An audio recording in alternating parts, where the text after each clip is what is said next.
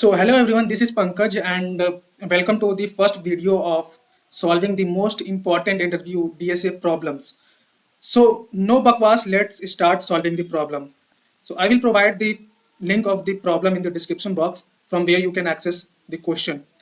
So ये हमारा पहला प्रॉब्लम है. So let's start reading the description of the problem name is two sum and the description is given an array of integers nums and an integer target return indices of two numbers such that they add up to target. So basically यहाँ पर हमें एक array दिया हुआ है integer का जिसका नाम है nums और एक target element दिया हुआ है. हमें ऐसे दो indices रिटर्न करने हैं, दो indexes रिटर्न करने हैं जिनके एलिमेंट के सम टारगेट का बराबर हो.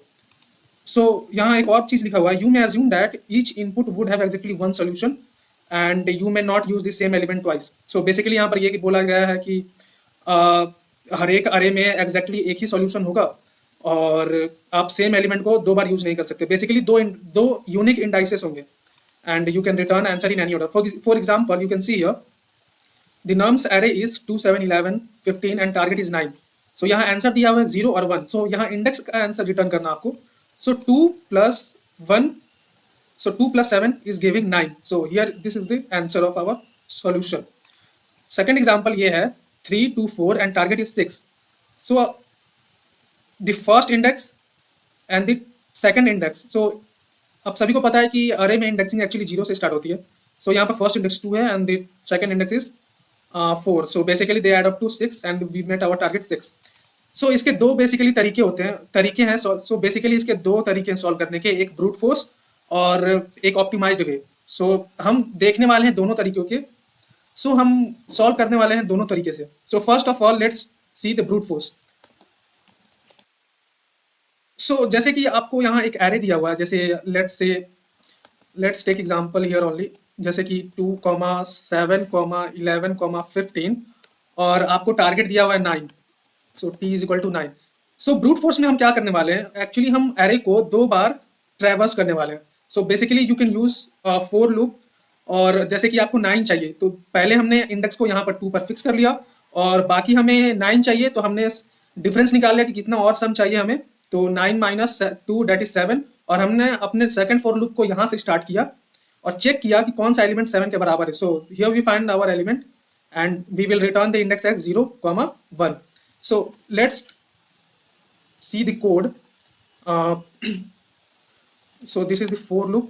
For int I is equal to 0, I is less than nums dot size I plus plus. So हमें क्वेश्चन में ये बोला गया है कि एक्चुअली हम लोग सेम इंडेक्स को यूटिलाइज नहीं कर सकते दो बार. सो हमें एक दूसरा लूप चलाना होगा जो कहाँ से स्टार्ट होगा, I plus 1 से, right. J is less than.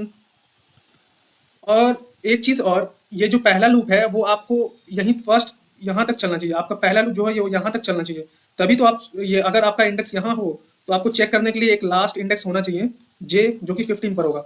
So that's why हमें एक आई को n-1 तक लेके जाना और जे को पूरा n तक लेके जाना. सो ये nums डॉट साइज तक जाएगा, then j plus plus. Now let's take a variable here int element is equal to. So हमें अपने करंट इंडेक्स का एलिमेंट चाहिए जो कि होगा आपका नम्स ऑफ आई, राइट.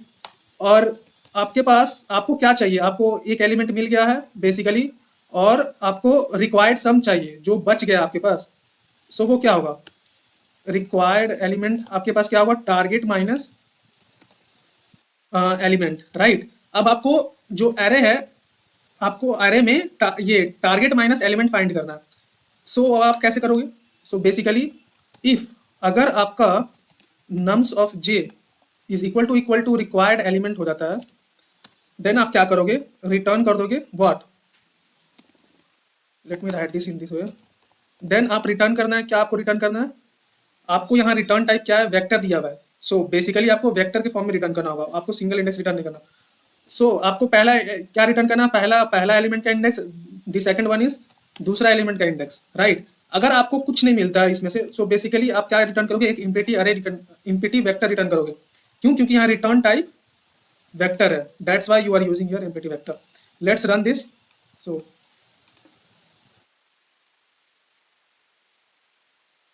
सो यहाँ पर हमारा टेस्ट केसेस पास होगा अगर हम सबमिट करते हैं। सबमिट दिस, किरण हो गया या। सो यहाँ देख सकते हो ये सॉल्यूशन एक्सेप्ट हो चुका है। सो ये ब्रूट फोर्स था। इसका टाइम कॉम्प्लेक्सिटी एक्चुअली आप चेक करो तो 2 फॉर लूप हम यूज कर रहे हैं, तो इसका वर्स्ट टाइम कॉम्प्लेक्सिटी क्या हो जाएगा, ओ ऑफ एन स्क्वायर, क्योंकि 2 बार फॉर लूप चल रहा है। So let's comment this out and let's try the optimized way. So आपने मैप के बारे में पढ़ा होगा, क्योंकि देखो आपको एक एलिमेंट मिल चुका है, ठीक है। आपको आपको क्या चाहिए, आप जैसे 9 माइनस 2 आपने कंसीडर कर लिया पहला एलिमेंट, और आपको दूसरा element target minus 2 that is 7 चाहिए। तो अगर आप मैप का यूज करते हो, हैश मैप का, तो अगर 7 पहले से मैप में प्रेजेंट है तो आप रिटर्न कर दोगे, एल्स आप क्या करोगे, उस मैप में उस एलिमेंट का इंडेक्स ऐड करते जाओगे। सो ये बहुत सिंपल है, आपको बस एक मैप का यूज करना है, on dot map int comma int let's say m, right। now आपको for loop लगाना है from the starting of the element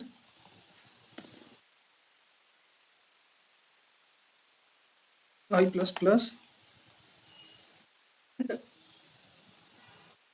let's say you call the current element as element is equal to nums of I, ठीक है। ठीक है, अब आपका जो टारगेट एलिमेंट है, now required element that is required element is equal to क्या हो गया, टारगेट माइनस एलिमेंट। अब आपको रिक्वायर्ड एलिमेंट चाहिए ये, राइट। अगर आपको एक एक एक, एक फंक्शन होता है मैप में फाइंड करके, अगर आपको ये रिक्वायर्ड एलिमेंट पहले से मैप में प्रेजेंट है तब तो आप रिटर्न कर दोगे, एल्स आप करंट एलिमेंट के इंडेक्स को ऐड कर दोगे। वो कैसे देखते हैं, so basically that function is m dot find, हमें क्या फाइंड करना है, required element is not equal to m dot end. So basically अगर आपका इस स्टेटमेंट का ये मतलब हुआ कि अगर आपका एलिमेंट प्रेजेंट है, रिक्वायर्ड एलिमेंट मैप में, तो आपको क्या करना है, बेसिकली रिटर्न करना है क्या, आपको करंट एलिमेंट का इंडेक्स दैट जो आप पहला एलिमेंट आपने लिया था एज एलिमेंट, और दूसरे एलिमेंट का इंडेक्स जो कि एक्चुअली एक मिनट, अगर आप इसको रिटर्न करने से पहले आप स्टोर कैसे कर रहे हो वो चेक कर लो। अगर आपको कोई एलिमेंट नहीं मिला तो आप करंट एलिमेंट के इंडेक्स को ऐड कर दोगे। वो कैसे करोगे, आप क्या करोगे, m, अगर आपको नहीं मिला तो आप क्या करोगे, m of what, nums of i के कोरस्पॉन्डिंग आप i को स्टोर कर दोगे। और अगर आपको मिल गया तो आपको क्या चाहिए, ये इंडेक्स चाहिए ना, राइट। सो ये इंडेक्स रिटर्न करोगे, ना कि नम्स ऑफ i। सो आपको क्या करना है, नम्स ऑफ i के कोरस्पॉन्डिंग जो इंडेक्स स्टोर्ड है वो रिटर्न करना है। If you don't find anything then again return empty vector. So let's check and run this code.